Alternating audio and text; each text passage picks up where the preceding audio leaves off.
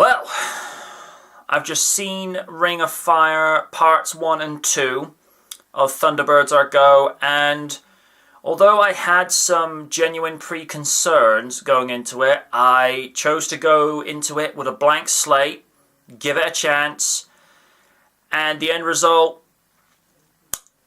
and people can quote me on this, I honestly think Jerry Anderson would have loved this.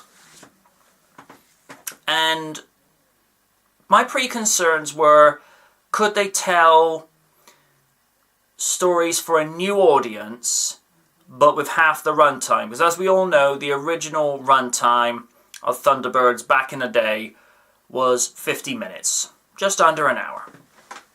But today's audience, attention spans are not quite the same as what they once were. And I think the way they told the stories in this two-parter with just 22 to 25 minutes apiece, because you got to include commercials and whatnot, I think they did a decent job.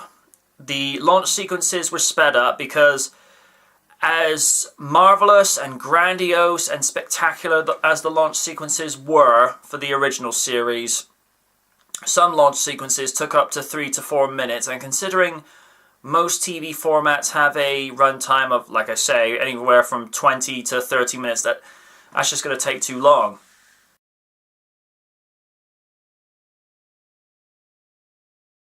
I like the way that the pacing was. It just went boom, boom, boom, boom, boom, straight from one to the next.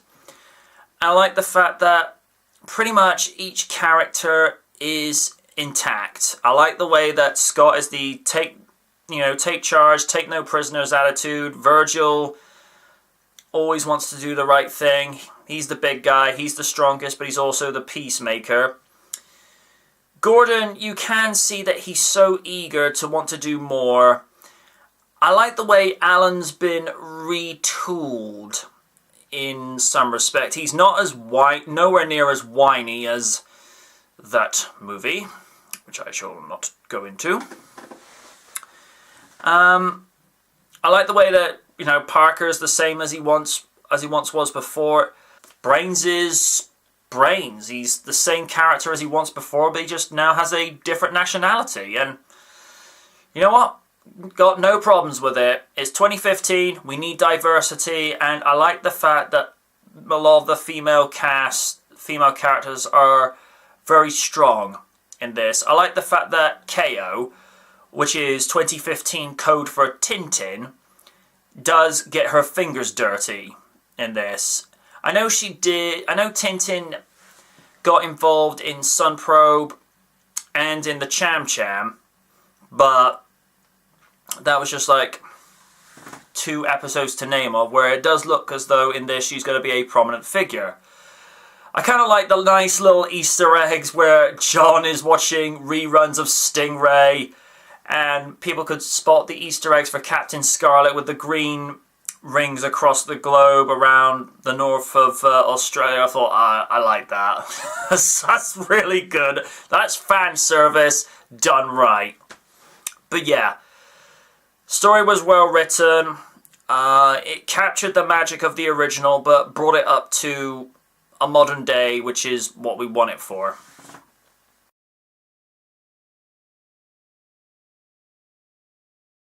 Now, this is where I'm going to be constructively critical. I know quite a few people have attacked the voice acting part of the show very harshly. I will say straight up, Rasmus Hardiker, David Melkin, or is it Menkin? Correct me below if I'm wrong, because I tend to get this one wrong quite a few times.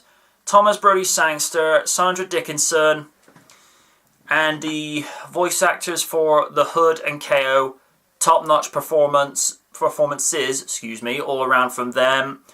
The Hood was really, really selling. I got the impression that Williams was channeling his inner hammy Tim Curry. Yes, I am the Hood, and I want to own the world. Wait. So in this version, the Hood is trying to be like Lex Luthor. It's like, people need land. And if you watch Superman Returns from 2006, then you'll know what I'm talking about.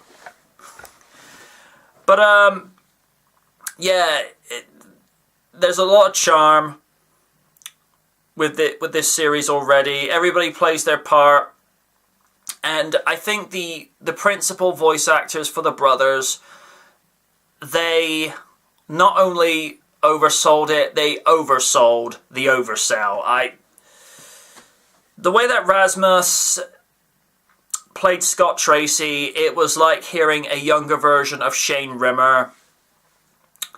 I felt Alan sounded a little too kiddie at times, but then I have to keep in perspective that Alan in this version is 16 and not 21 years young as he was in the original.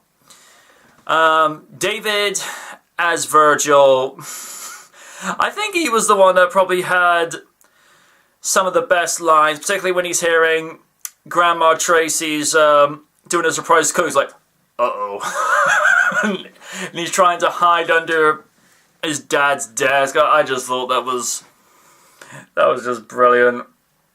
I think the humour is what makes this vocal cast work so well. It's almost like the voice actors are just bantering with each other, you know, whilst doing the recordings, and you know that just helps so much with the fact that they're so comfortable with each other. They could just get into character, and it's almost like second nature to them, and that is really cool.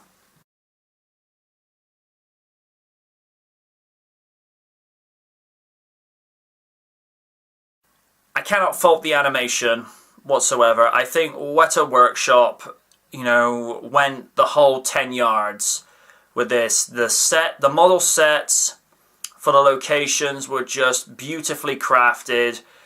And the way that Tracy Island looks, and I've covered this once or twice before on Before the Storm, and you'd swear blind at times that these were real locations. But when you have a workshop that has won Oscar awards, you know, for things like Lord of the Rings and The Hobbit, yeah, kind of tells you everything you need. And the thing that got me was, even though the Thunderbirds themselves were CG, they didn't look CG, if you get my meaning. I thought the characters were very well animated. And here's the thing, I really need to point something out to some people. Puppets are not going to work in a 2015 demographic. That is my opinion. And even Jerry had said back in the day he absolutely loathed puppets, but Parker was his favourite. That was his favourite character and the only one he ever really liked. And should also be noted, and yes, you can even check Wikipedia for this, when Jerry was still around, he actually wanted to remake Thunderbirds probably using CG. In fact, yes, that is actually on the Wikipedia page in regards to this. He actually wanted to go CG because, similar thing with new Captain Scarlet, he wanted to move forward. Alright, granted, I thought the rendering for Scarlet could be a little bit better, but for the most part, I enjoyed new Captain Scarlet, and Weta Digital have, like I say, they've done a grand job rendering the characters in CG for Thunderbirds Are Go.